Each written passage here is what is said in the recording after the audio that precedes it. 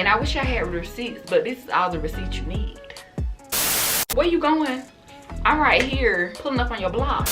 What's up, y'all? Welcome back to my channel. Jada touches my soul. What it do, Jada Boo?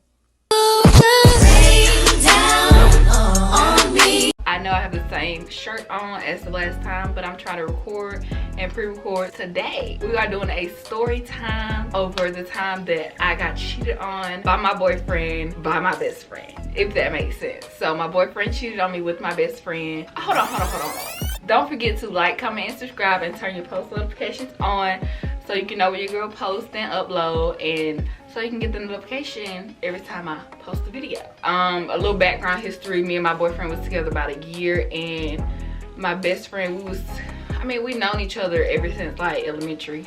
Like we had pictures or whatever, and I'm gonna give them names in this video. So my boyfriend is gonna be named Byron, and the girl is gonna be named Jalissa. So basically, Byron was my boyfriend for about a year or so, and let me just give you the background of him. So it was me and my friend. I'm gonna give her a name. So her name is gonna be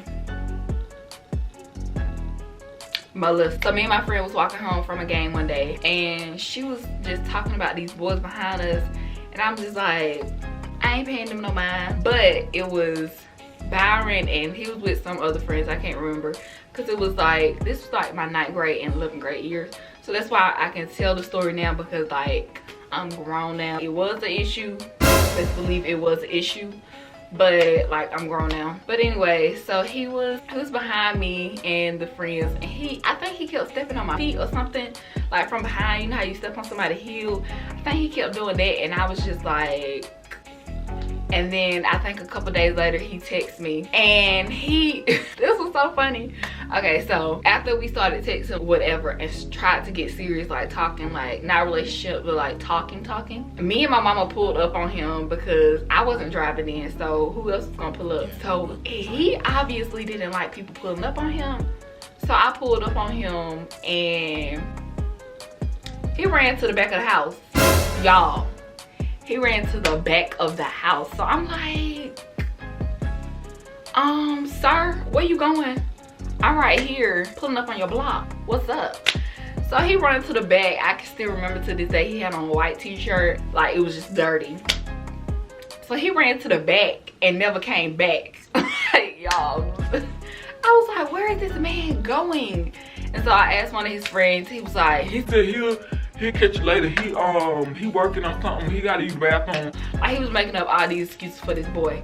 So I was livid. I was angry. I was like, so you talking all this on the phone, but you can't pull up and see nobody. So then he was like, I'm sorry. I was just very nervous to meet your mom, and I was dirty, and I don't want nobody to see me like that. And I'm like, at the end of the day, you didn't have to run. You could have just been like, Jada, hold up, pump the brakes. I'm not ready for you to see me like this. Like, you ran. I don't understand it. So then a couple of days later, he was like, so you can come by and see me or whatever. But somehow it was some type of miscommunication, because when I was headed to his house, he was coming down like a little hill. We were coming up the hill in our vehicle, and we were like, hey, ain't that Byron right there? And so we was trying to tell Byron to stop, and he stopped, but he didn't want to stop again. Like, he was very nervous again. So then he stopped, and he was just telling us about himself, like, hey, like shaky, like, hey, yeah, my name Byron. And yeah, he was just informing us about himself. So that's the history about him. And after that, we was just really chilling. Like, it was good vibes. I don't know, that's just my first real relationship. I mean, not great. Like, now when I'm looking back, it's like, girl, relationship? Are you sure? It was cool after that. We went to movies, we hung out, did all that type of good stuff. And then 11th grade year hit, and it's just something like, it's like hit a backflip on us. So me and my best friend, we was friends for a minute, and like, I don't know, I can't really tell the history on this. Like, we cheered together, we had like camps together. My dad and her uncle are best friends. But yeah, it's just, I can't remember so far back like that. I'm sorry, y'all. And I wish I had receipts, but this is all the receipts you need.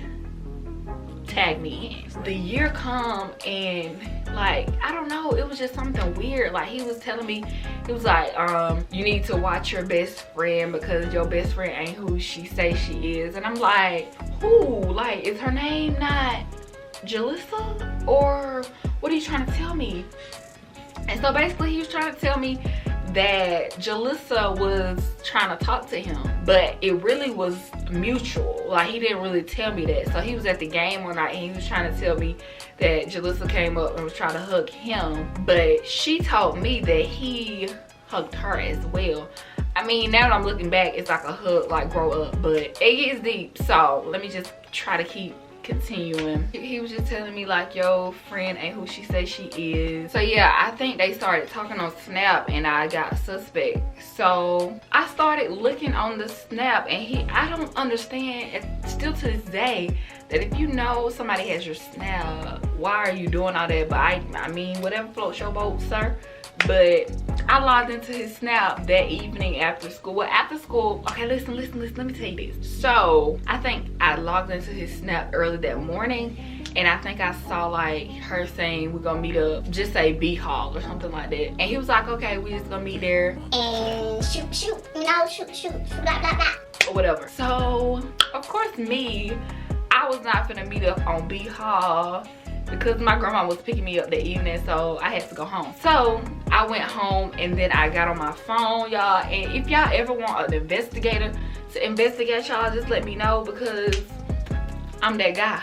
I will get in there no matter what. I promise you. So I get home at my grandma's house and you know how you get that little stomach feeling at the bottom and it's just like gonna come out your mouth and it's just like, please don't make me hurt somebody, please. At that point I get on the Snap, there's nothing, completely empty. So like I get on there about 30 minutes later, 30 to an hour, and I see I think she replied back with something like, I don't remember what she replied back, but I replied. I basically said, I don't know if you know what she noticed to today, but I think he replied and said what we did was great, and she was like, oh yeah, or something like that. And so I replied, what was your favorite part? So I could get an understanding.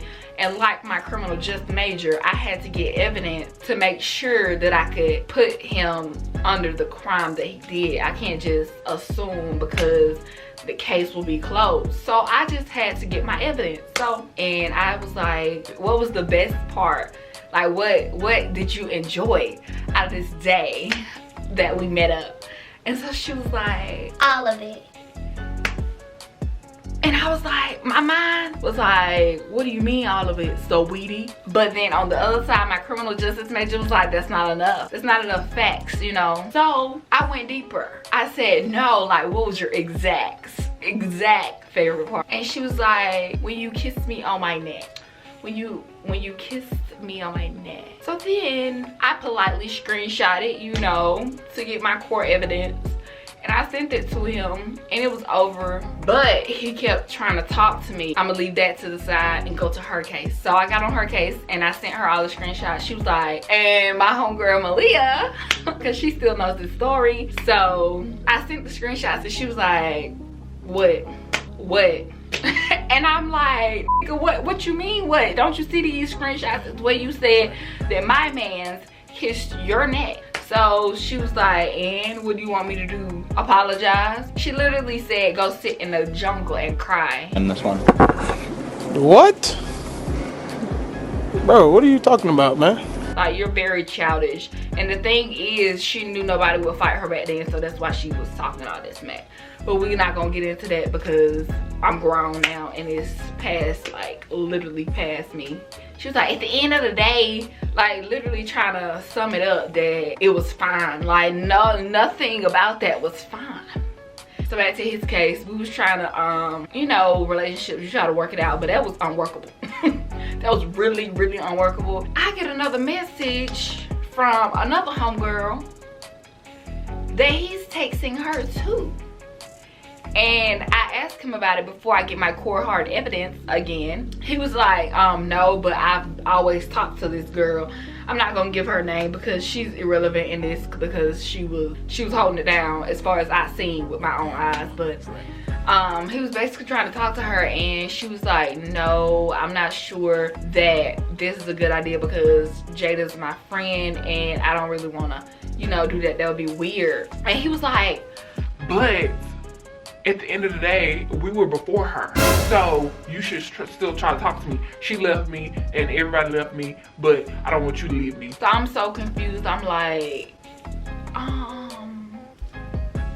why are you still trying to get back with me when you telling her this? So she sent me the screenshots, and he was also saying like, man, blank her because she told me it's blank me and delete her number, all that. Yes, I did say that. But it's just the fact that you think it's okay to keep talking to people's best friends. I don't understand it. That was the story of when my ex-boyfriend tried to talk to my best friends. Like, I mean, he actually talked to one of them, but the other one, she was just like, no, I'm not going for this. And props to you, girl, because at the end of the day, we grown and we trying to, you know, do better in life. But yeah, that's the story. Basically, it was just all denial. Like, he was putting on everything that he wasn't talking to this girl, and I'm like, but I texted her off of your snap, so I know, sir. And I wish I had the receipts, but I didn't even know I was gonna make a YouTube. So, and after we had broke up, a lot of people just tried to come out and tell me that he was talking to them too as well. But at this point, you're late. Like, hello, why didn't you tell me this before? Like, y'all really be wasting people's time out here, letting people look dumb and all that stuff. Like, that's really not cool. But why are you telling me now? What's that gonna do? But anyways, that's the end of this video. I know a lot of people want to hear this story, and some people was like, don't put that out there, but I am grown. I moved past that situation. Like I can still speak to these people to today. It took me a couple of years, but my grandma was like, child, you need to get past that. If you can't get past that, your blessings gonna be blocked. But yeah, that's the end of this video. Don't forget to like, comment, and subscribe, and I'll see you in my next video.